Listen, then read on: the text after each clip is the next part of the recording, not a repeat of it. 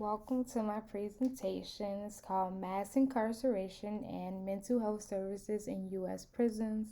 Thanks for listening to my music. I use this to do homework and relax and rejuvenate.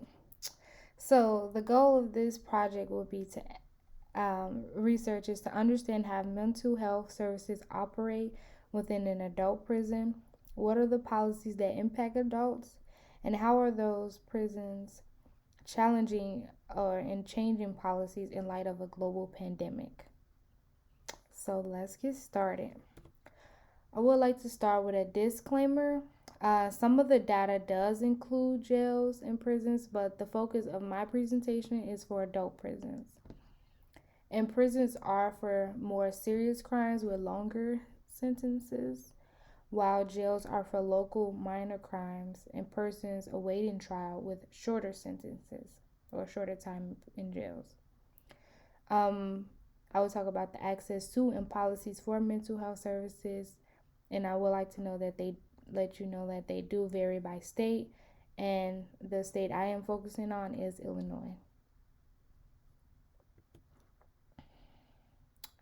I would like to begin with a story for Ashoor Rasho. He is a 43-year-old man, incarcerated adult in Illinois prisons. He has spent half of his life alone in a prison cell and spends 22 hours a day in his cell. He is suffering from a mental illness, and little things trigger him, which cause him to react irrationally.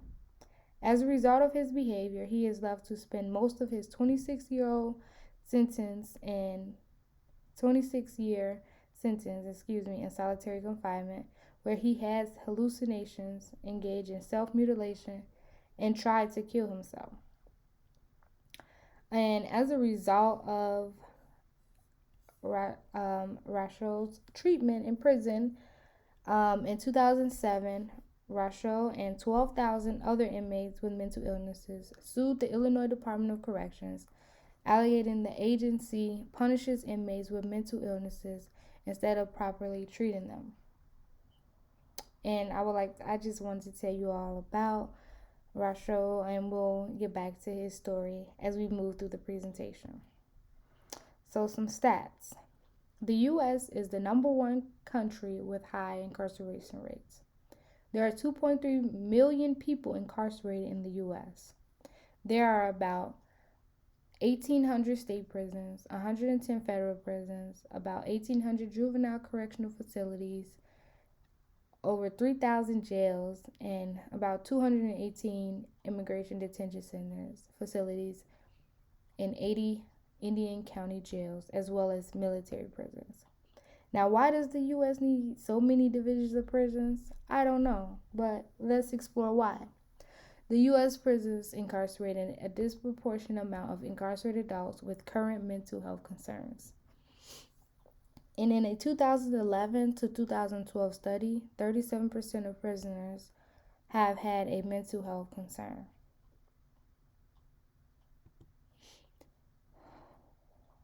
So, this is what it looks like by numbers. There are 2.3 million incarcerated today. About 19 million is convicted of a felony. 77 million have a criminal record, and about 113 million adults have a family member immediately impacted by prison or jail. This highlights that the U.S. again is the number one country that incarcerates adults. 2.3 then follows 1.6 by China, Brazil, Russia, India follow, and then after that other countries follow. But they, as you can see, are significantly lower than the U.S. I also want to give you a visual representation of state prisons. These are the crimes and how many people have been arrested and placed by crime, local jails, youth, immigration detention centers, and so on and so forth. That these are just the numbers. I wanted you to see this in numbers to show the huge amount of people who've been impacted by the criminal system. So, how did we get to mass incarceration? Prison population was stable until early 1970s when the war on drugs began. What is the war on drugs? The war on drugs is when the US showed an increase in arrests of cocaine and other drugs, which people today will argue that drug addiction must be part of the help for mental health services. Prisons mask the issues of mental illness by locking away those with mental illnesses. In the United States prison system has led by an example of punishment instead of treatment. For instance, a drug addict could commit a crime to support their addiction, then be locked away instead of being treated for their illness. The US needs to move away from punishment because someone is battling a severe illness such as addiction. Next, we have the history of mental health services in prisons.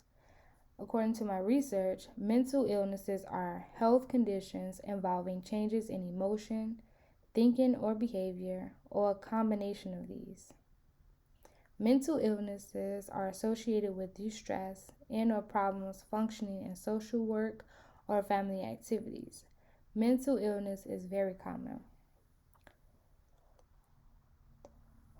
Some of those mental health illnesses can range from a variety of disorders actually, such as anxiety disorder, depression, bipolar disorder, and schizophrenia, and some will argue as well as addiction. The U.S. is the U.S. largest mental health institutions are prisons. Let me repeat that. The U.S. largest mental health institutions are prisons. This means that the U.S. is locking away many people with mental health illnesses and concerns. Again, how do we get to mental health services being offered in prisons? Well, let me tell you. This started off with Estelle versus Gamble, a 1976 U.S. Supreme Court case that established policies for healthcare services in prison. J.W. Gamble was a prisoner at Texas Department of Corrections who had prison labor. While on the job, he was injured. He injured his back and had pain for months, but his claims were not heard. In 1974, a lawsuit was filed, and the court agreed that this was a violation of the Eighth Amendment. The Texas Department of Corrections did not provide J.W. Gamble with proper medical care, and this constitutes as cruel punishment. And this is for directly related to healthcare services. Now, let me tell you how we got to mental health treatment programs for prisons. And this started with Rules versus Estelle, a 1980 U.S. Supreme Court case that established policies for adequate mental health treatment programs and services in prison. In 1980, David Rules was a Mexican American from Austin, Texas. He had many challenges in his life that led to a time in prison a number of times. Due to the lack of education, he kept returning to prison, and while in prison, he tried to kill another inmate that tried to have him killed. As punishment, Rules was left in solitary confinement for 45 days. There, he decided to become an activist and speak up about his time in prison, then decided to sue the prison system. So as you can see that these are two very, very powerful stories. One that led to healthcare services in prison, another that led to mental health services in prisons. So,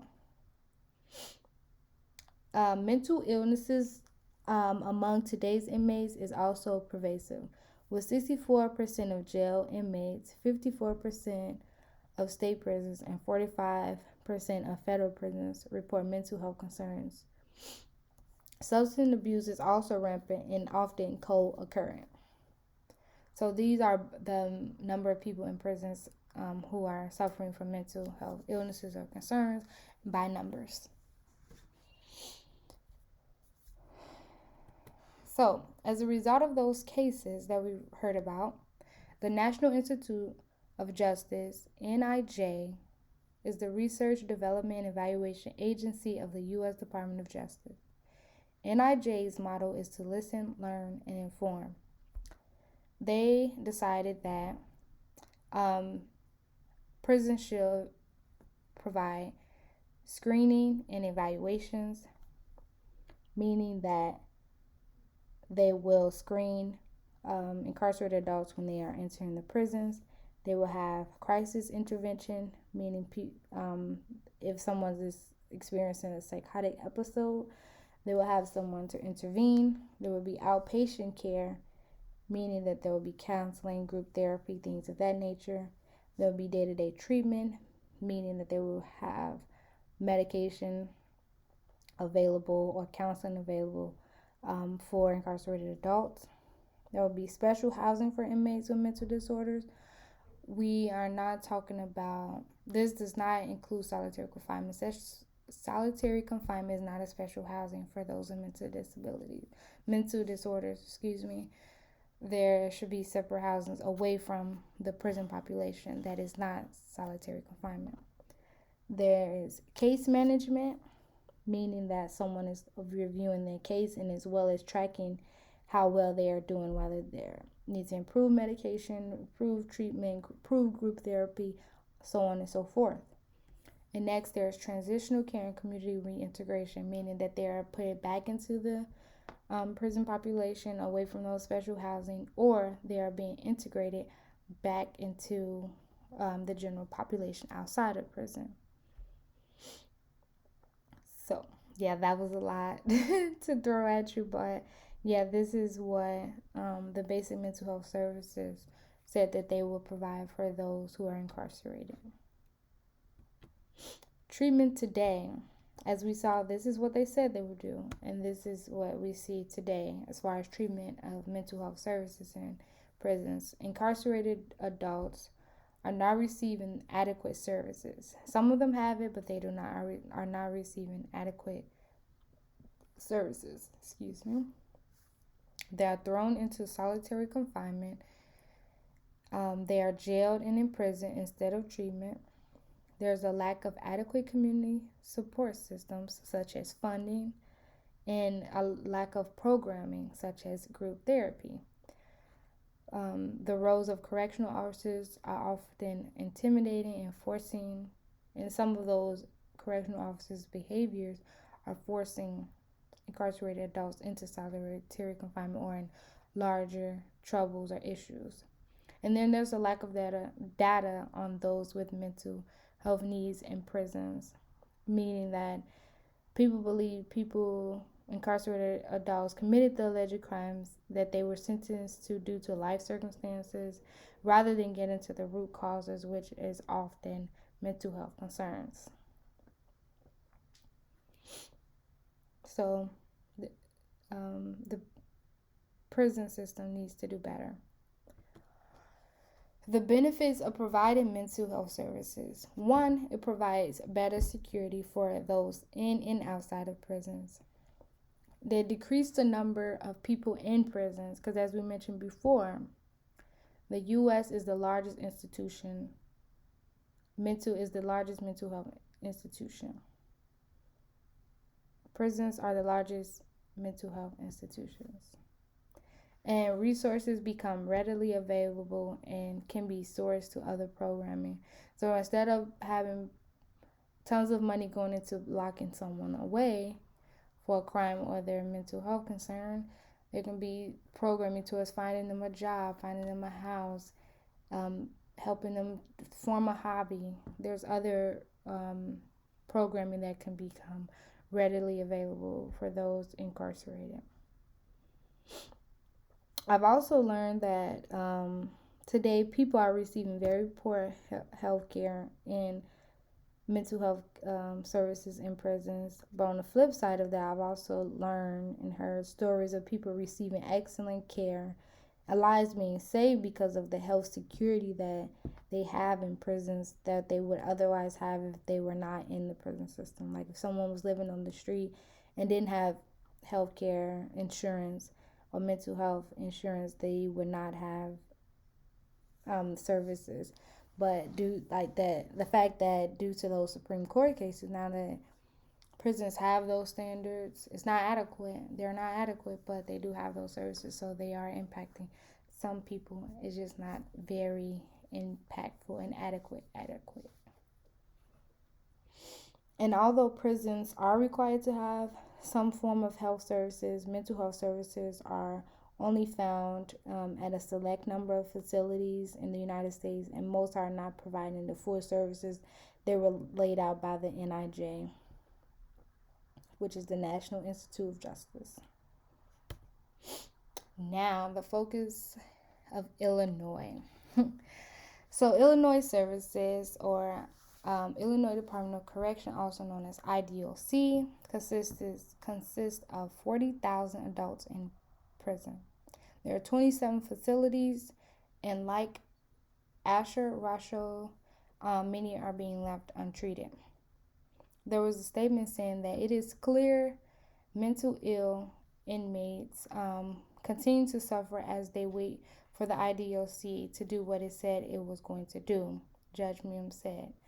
The court described the changes needed to IDOC's mental health care as monumental, meaning that IDOC has a long way to go to providing adequate mental health care.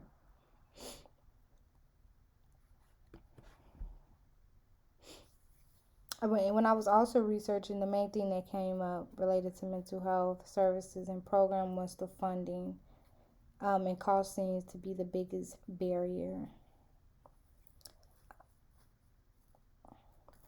As a result of Rasho's case, IDOC has a settlement of all of the requirements that they said they would do versus what they are doing now. So this is an expectation due to after the lawsuit, and this is the reality after the lawsuit. The IDOC says they will improve the quality of care. They will improve the housing and out of cell time, meaning they will limit the amount of time that people are spending in their cell. They will provide adequate staffing for services such as psychiatrists and therapists. They will have monitoring required, and they also must have space for treatment, so they will improve the space that is not solitary confinement for those to be treated. However, Illinois is not doing those things. This is the only thing that I saw on the website. This is very minimal to bullet points. The research was very limited. I don't know how they are really doing in Illinois prisons, because this is literally the only research and information that I found on the mental health services available in prisons.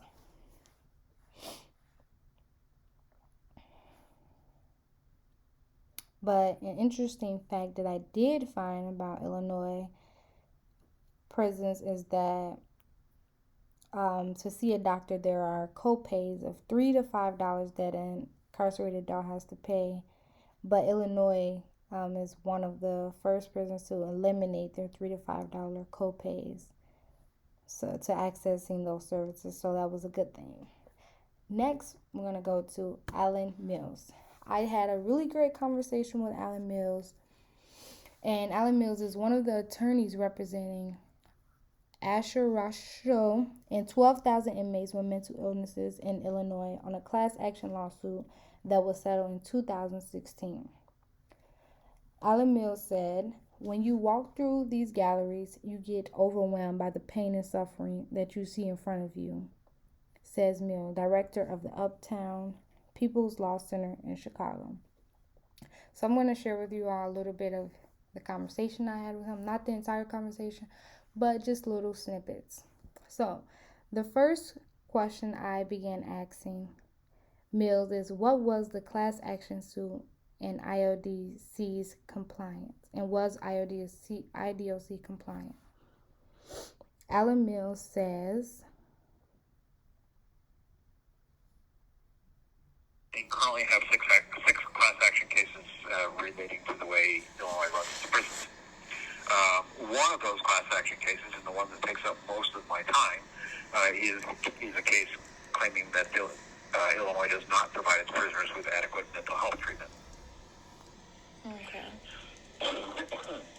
We settled that case about 4 years ago, 2016, spring of 2015, I guess, 5 years ago, almost 5 years ago. And it called for a major overhaul of the way the Department of Corrections is dealing with prisoners who are mentally ill. They have not complied with most of that.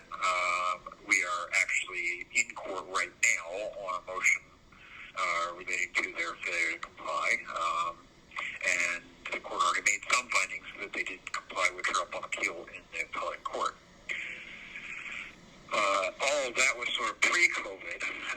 Since the COVID lockdown, even the department admits they're not anywhere near in compliance.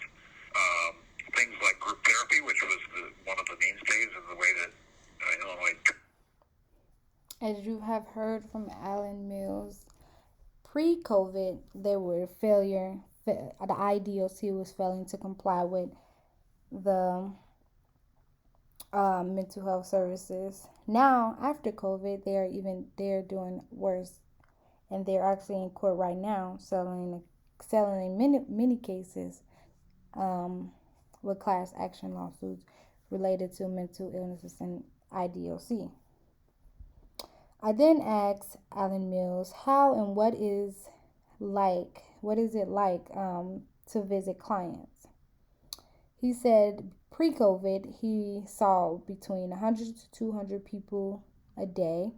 He would walk through the cells, talk to them, and access their cases. He says, and I quote, that he is probably one of the few people who miss prison because he gets to access his clients' conditions, assess his clients' conditions to accurately represent them in court. Next, I asked, what if someone is denied mental health treatment?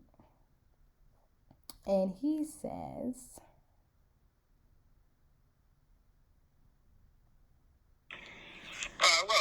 very few people are actually denied mental health treatment. It's much more denied adequate mental health treatment. So they get something. Most people get access to medication if they want it. But, medication alone isn't the way to treat mental illness at all. And some people don't need medication. What they need is, somebody to talk to, some coping skills, and those kinds of things. Anger management classes, all those kinds of things.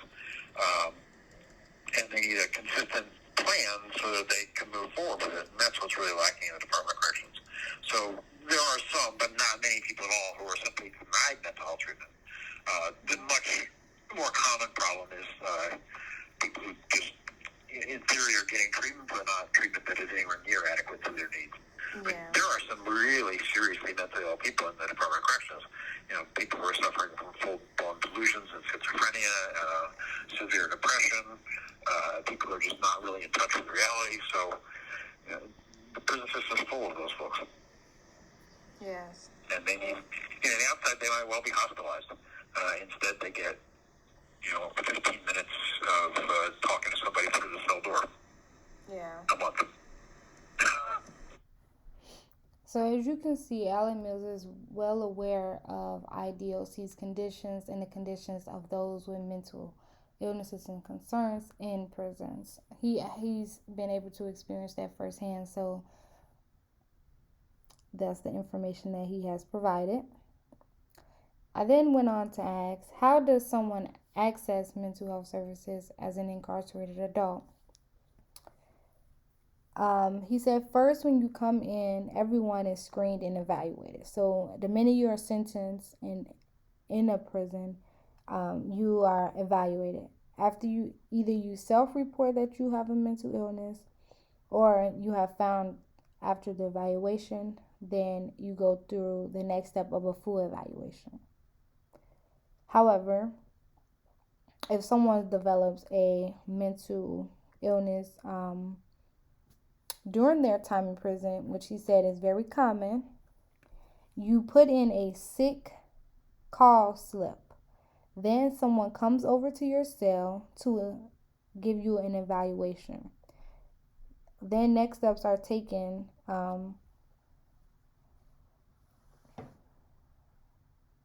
Then next steps are taken. But Allen says that this is when the process is often broken, and it can take months for someone to receive the treatment that they need.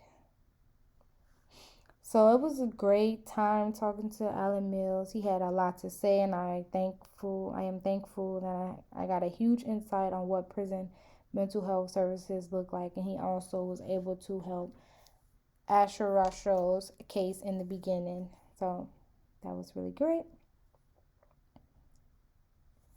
Next, I wanted to give a little bit about health of prisons in general.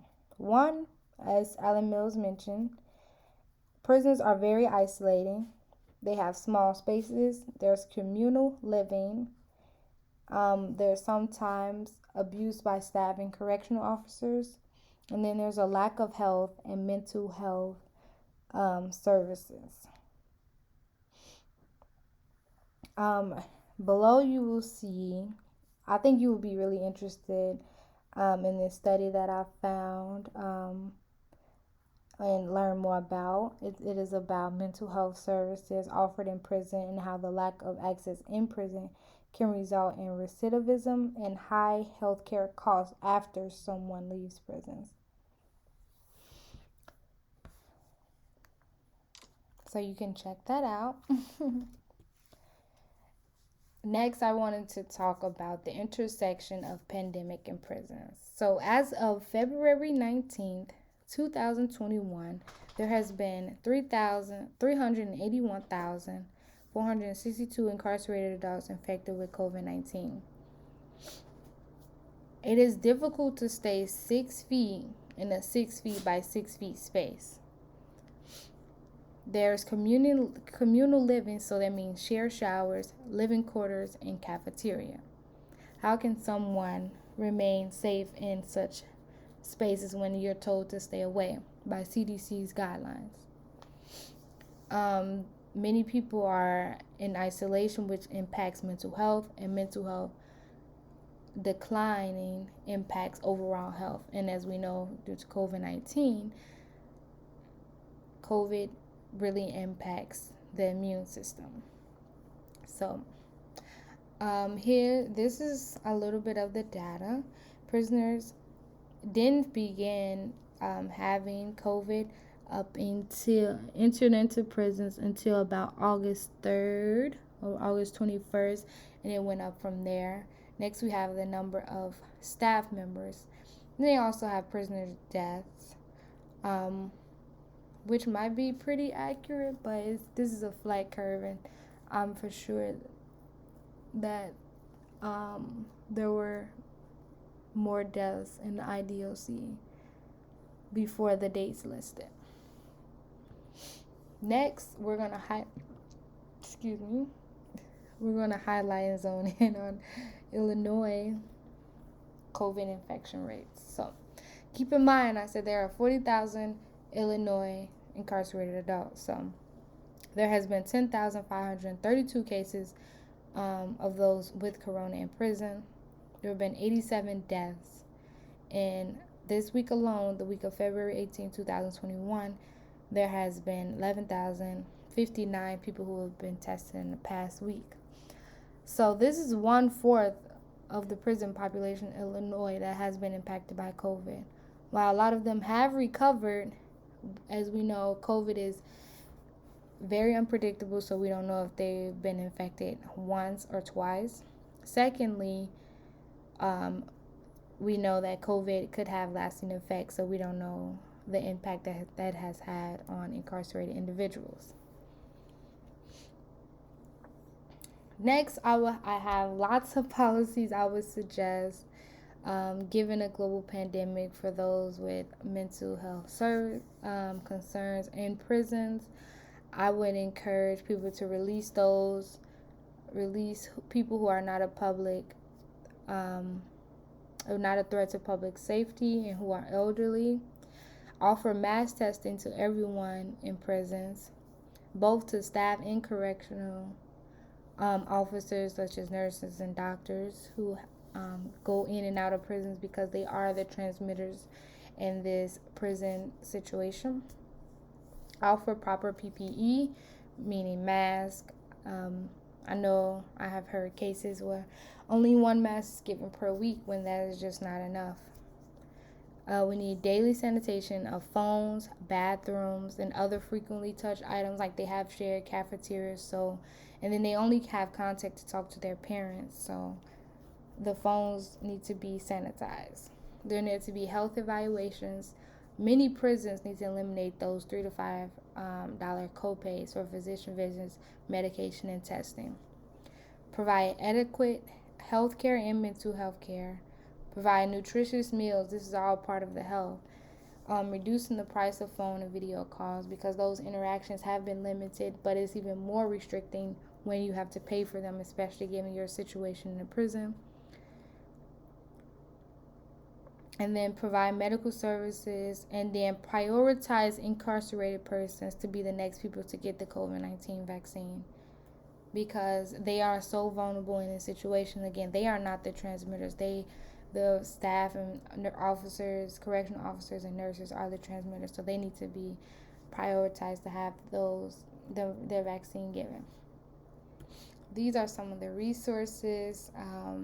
I had a really interesting time learning about this. This is a topic that I'm really passionate about, so thank you for giving me the opportunity to share my passion and to learn more. In the future, I do plan to possibly work with those in prison, either juvenile or incarcerated adults. But thank you so much for listening. Hope you enjoy. Bye.